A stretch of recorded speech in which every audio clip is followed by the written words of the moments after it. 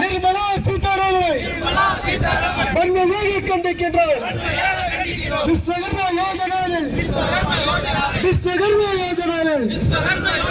14 தொழில் செய்வாரெல்லாம் விஸ்வகர்மா என்பதையும் அடையாளப்படுத்ததை கண்டிக்கின்றோம். அழிக்காதே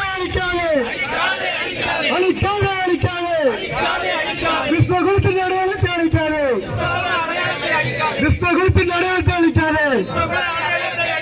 கண்டிக்கின்றோம் வன்மையாக கண்டிக்கின்றோம்.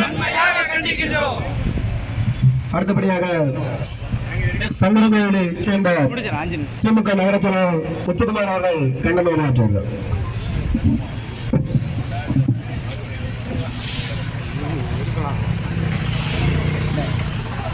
அவ்வளோதான்